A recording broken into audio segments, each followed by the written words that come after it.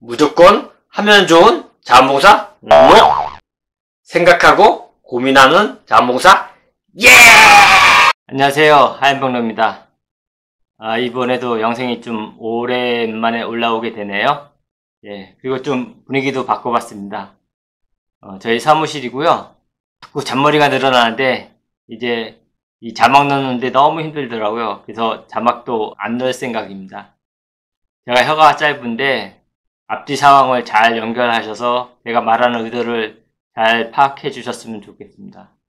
오늘도 제가 있었던 일을 이야기하려고 합니다. 얼마 전에 박시은, 진태현 부부가 2015년도에 신혼여행을 갔다가 보육원에서 만난 당시 고1 여학생을 계속 지인처럼 지내다가 작년 말에 성인 입양을 했다는 소식을 들었습니다. 많은 분들이 굉장히 대단하다고 하시고 축하해드리고 그랬습니다. 그래서 또 방송도 나왔더라고요. 저도 그 모습을 보게 돼서 굉장히 흐뭇했습니다. 근데 그 방송 중에서 진태현 씨인가요? 그분이 아빠라는 호칭을 쓰면서 그 서로 이렇게 가족의 형태를 이룬 모습이, 그리고 그 대학생이 된 그 친구의 인터뷰도 들었는데 굉장히 성격이 밝고 또 생각도 깊어 보이더라고요. 그 가족이 앞으로도 행복하게 살았으면 좋겠습니다. 그리고 지난주 일요일에 SBS 스페셜 막막한 추억 18 어른이라는 프로그램을 봤습니다. 보육원을 퇴소하고 나서 혼자 좀 많이 방황하다가 좋은 지인을 만나서 함께 연락을 주고받거나 아니면 함께 살거나 이러면서 가족의 형태를 이루는 그런 모습도 봤고요. 또 거기서도 젊은 40대 후원자라 표현해야 되는지 하여튼 아빠라고 표현을 하면서 20대 친구들과 굉장히 다정하고 서로 의지하는 그런 모습이 방영이 됐습니다. 꼭 보육원을 퇴소하고 나서 어둡거나 힘든 모습뿐만이 아니라 이렇게 굳건하게 스스로 자립하는 이런 모습을 보여줌으로써 힘이 되고 저도 보는 내내 흐뭇한 방송이 됐습니다. 사실 저도 이런 경험이 있습니다. 1999년에 처음 만난 그 아이는 초등학교 3학년이었고요.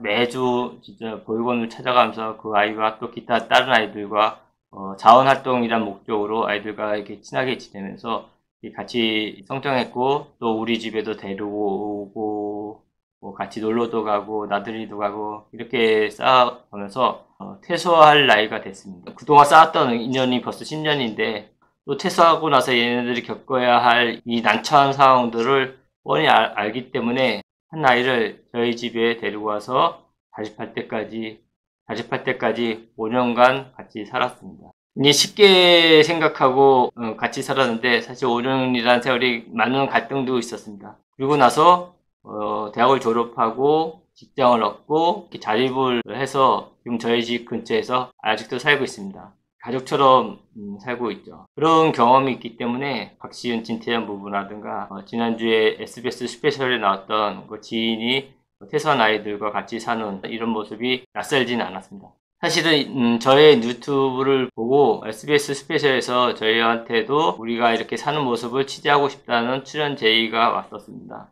독립해서 잘 살고 있는데 얼굴을 노출해가면서 출연할 필요가 없을 것 같아서 상의 끝에 거부했습니다. 하여튼 그 얘기는 그 얘기고요.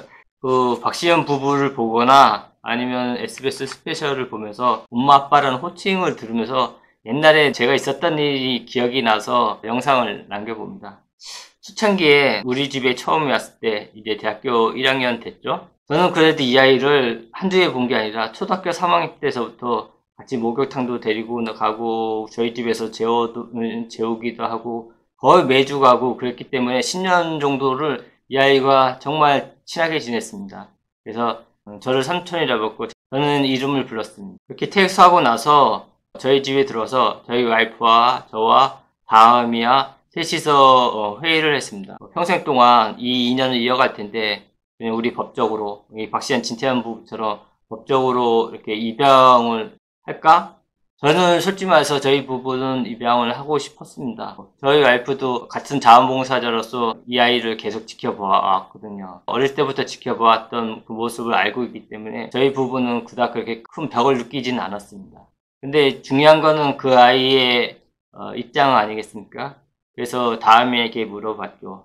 법적으로도 아예 입양 절차를 하는 건 어떻겠니 했더니 좋다고 하더라고요. 그러면 저를 그동안은 삼촌이라고 불렀는데 법적으로 입양이 되면은 우리는 이제 완전한 가족이라서 내가 아빠가 되는 거고 전에는 누나라고 불렀던 제 와이프를 엄마라고 불러야 된다. 이렇게 얘기했죠. 다음이도 그렇게 큰 거부 없이 좋다고 이야기를 하더군요. 그래서 우리도, 드디어 가정을 이루는구나, 그렇게 생각했는데, 근데, 얘 이름이 강다함이었습니다. 그리고 저는 김씨였고요. 그래서 성을 바꿔야 된다고 얘기했습니다. 강다함에서 김다함으로 이름을 바꿔야 된다고 얘기를 하고. 근데 그때 거기서 아이가 멈칫하더라고요. 고민을 하더라고요. 그나마 자기의 이름이 유일하게 어릴 때부터 가지고 왔던 자기 정체성처럼 느꼈는데 성마저 바꾼다는 거에 굉장히 좀 마음이 그랬었나 봅니다. 그런 멈칫하는 모습을 보고 그러면 당분간 법적 입양을 하지 말고 그냥 이렇게 같이 간집에서 살던 한 가족인 건 틀림이 없으니까 그냥 그건 보류를 하자. 그렇지만 호칭은 아빠 엄마로 이렇게 하자. 그래서 좋다고 하면서 셋이서 뭉쳐서 살기로 했습니다. 아들이라고 부를 수 있는 존재가 생긴다는 거에 대해서 굉장히 기쁨을 느꼈습니다. 그리고 이제 얼마 지나지 않아서, 다음이하고 당구를 치러 갔습니다. 당구를 치면서 제가 몇 번, 아들, 그거 똑바로 못해? 너 내 차례다. 뭐 이러면서 아들이란 표현을 좀 몇 번 썼습니다. 당구가 끝나고 계산하러 나가는데, 당구집 사장님이, 아들이에요? 이렇게 묻더라고요. 그래서, 예. 당구 사장님이 아들이라고 부를 때 우리 다음의 모습을 봤는데 굉장히 당황한 눈빛이었습니다. 물론 저도 당황했었죠. 그 눈빛을 보고 나서 서로 이런 아빠, 엄마라는 호칭을 쓰는 게 이렇게 불편해가면서 굳이 이렇게 써야 되나 생각이 들었습니다. 기쁜 마음에 제 욕심을 부린 거 아닌가 그런 생각이 들더라고요. 왜 그러냐면 그 당구집 사장님도 내가 그 당시 40대였고 애는 20대였으니까는 한 21살 차이가 나는데 제가 좀 동안이지 않습니까? 아빠, 아들이라는 외형적으로 굉장히 어색해 보여서 그런 호칭이 남들한테 자꾸 궁금증을 일으킨다는 걸 아는 거죠.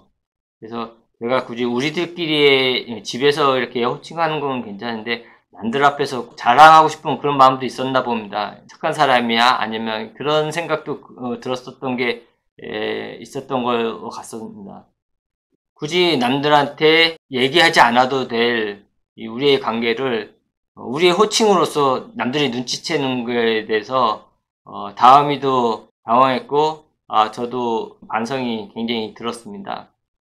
물론 이제 이 호칭으로 인해서 좀 더 연결되는 좀 끈끈한 그런 게 있을 수는 있겠지만은 그래도 굳이 남들한테 시선을 끄는 이런 호칭 문제를 내가 내 욕심대로 우리 다음이한테 강요한 건 아닌가 그런 생각이 들어서 다음서부터는 평상시 불렀던 어렸을 때부터 불렀던 삼촌이라고 그냥 계속 부르게 됐고 우리 와이프도 그냥 숙모라고 전에는 누나라고 불렀는데 숙모라고 부르면서 그렇게 호칭 정리를 했습니다. 또 저는 성인 입양도 굉장히 옳은 판단이라고 생각합니다. 박시현, 진태현 부부가 진심 어린 행동이라고 생각합니다. 그러면 박시현 씨가 그랬다고 하더군요. 자기가 살아보니까는 10대 때도 엄마가 필요했고 20대 때도 엄마가 필요했고 앞으로도 나는 평생 엄마가 필요할 것 같다.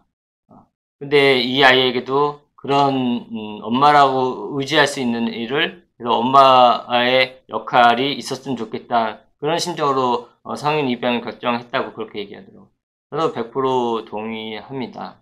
그리고 굉장한 해안이라고 생각을 합니다. 보통 입양이라고 하면은 93%가 거의 3살 이전에 되거든요. 물론 이제 법적으로 부모 관계가 됐으니까는 호칭은 불편하더라도 서로 고쳐가면서 해야죠. 공개 입양이라는 의미는 많은 사람들한테 내가 입양을 했다 이런 거를 공개한다는 의미가 아니라 그 아이한테 입양을 했다는 것을 알려주는 게 공개 입양이잖아요. 제가 존경하는 법륜 스님은 입양을 하려면은 해외 이민 갔다고 얘기를 하고 나서 입양을 하고 10개월 뒤에 나타나서 내가 임신해서 하나 낳았다. 이렇게 하면서 주변들한테 내가 굳이 입양을 했다고 얘기할 필요는 없다. 이렇게 얘기를 하더라고요. 그 말에 굉장히 동의가 됐습니다. 저도 또 그런 공개 입양이란 거를 의미를 제가 잘못 알고 있었구나 그렇게 생각을 했었습니다. 그리고 같이 살게 되면서 부딪히는 쟁점이 있었는데요. 같다는 것들은 그런 겁니다. 다음이가 처음에 왔을 때는 뭐 사실 뭐 화장실에 갈 때도 나 화장실 가도 돼? 나 물 마셔도 돼? 뭐 이렇게 자꾸 뭘 물어보면서 하더라고요. 이게 이제 보육원에서 선생님한테 허락받고 하는 습관이 들어서 그랬겠죠. 네, 그런 거는 간단한 이제 환경의 차이였고요. 제가 제일 중점을 둔 거는 이 아이가 언젠간 결혼을 해서 자기가 가장이 되는 가정을 이룰 거라는 생각을 했습니다. 그런데 가정이란 모습을 경험해보지 못하고 알지 못한 상태에서 결혼을 하고 나면 처갓집이나 자기 와이프한테 더 잘해야 되는데 결혼해서 그 가정을 잘 이끌어낼까 그런 걱정을 했습니다. 그래서 평상시 일반 가정들은 어떤 갈등이 있고 또 명절에는 어떻게 사는지 그런 모습을 보여주고 싶었습니다. 그래서 설날이나 이럴 때 저희 집에 또 처가댁에 가서 항상 저희 어머니나 장모님한테 예배를 드리고 그리고 조카들이 모여서 어떻게 친척들한테 하는지 또 제사는 어떻게 지내는지 이런 모습을 보여주려고 애를 썼습니다. 왜냐면은 다음이도 결혼을 하고 나서 처가댁에 명절날 처가 식구들한테 또 장모님 장모들한테 어떻게 해야 하는 행동을 좀 요령을 알려주고 싶기도 했고요. 일반 가정집의 모습을 보여주려고 노력을 했습니다. 그런 교육이 다행히 통했는지 명절날을 전날은 항상 저희 집에 먼저 찾아오고요. 물론 선물도 들고 오고요. 이번 설날은 저희 어머니와 장모님한테 용돈까지 챙겨서 와서 오히려 세배를 하고 오히려 용돈을 주는 모습을 얼마나 감동스럽던지요. 네, 그런 일이 있었고요. 감사합니다.